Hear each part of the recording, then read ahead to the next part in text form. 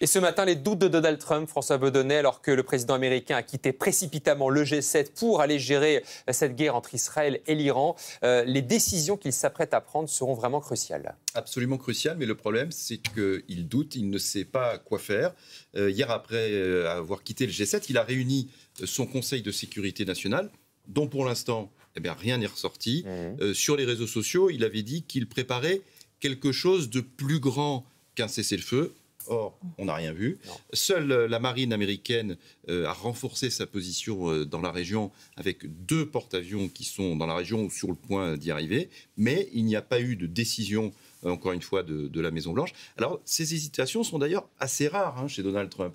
En général, il décide sur un coup de tête, sur une intuition.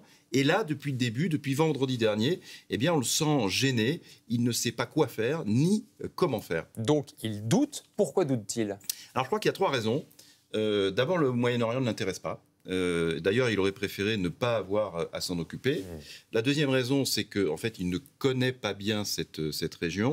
Vous vous souvenez que le général de Gaulle, dans ses mémoires, racontait un voyage au Moyen-Orient. Il disait « Je volais vers l'Orient compliqué avec des idées simples ».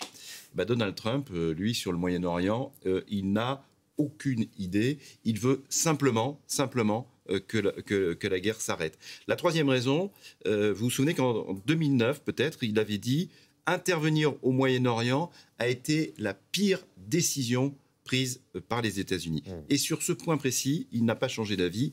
Il ne veut pas d'invasion de l'Iran par les États-Unis, ce que personne ne demande d'ailleurs, ni même Israël. Il ne veut pas non plus de troupes au sol et, plus généralement, il ne veut pas de cette guerre qu'il n'avait pas vu venir. Donc, on l'a vu qu'il a dit beaucoup de choses sur les réseaux sociaux. Que peut-il se passer ? Alors, l'option de la diplomatie, qui était sa préférée jusqu'à là, semble écartée, sauf évidemment retournement de dernière minute, c'est toujours possible.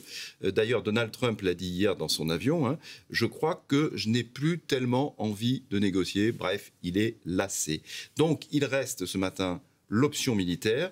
Les États-Unis, qui s'y étaient toujours refusés, pourraient faire intervenir leurs bombardiers B-2. Vous savez, ce sont ces ailes volantes qui sont très impressionnantes et qui portent les bombes GBU-57. Ce sont des bombes monstrueuses qui pèsent 14 tonnes et ce sont les seules bombes capables de détruire les installations nucléaires souterraines de l'Iran, comme l'usine d'enrichissement d'uranium de Fordo. Donald Trump pourrait également envoyer ses chasseurs bombarder l'Iran en soutien au F-16 israélien. En fait, il est maintenant totalement aligné sur la position de Benyamin Netanyahou, qu'il soutient sans réserve. Alors attention, il n'enverra pas de troupes au sol. Encore une fois, il ne le veut pas. Alors voilà, c'est ce qu'on peut penser. Dans quelques heures, il y aura sûrement cette décision. Mais tout peut changer puisqu'on sait que Donald Trump est très versatile.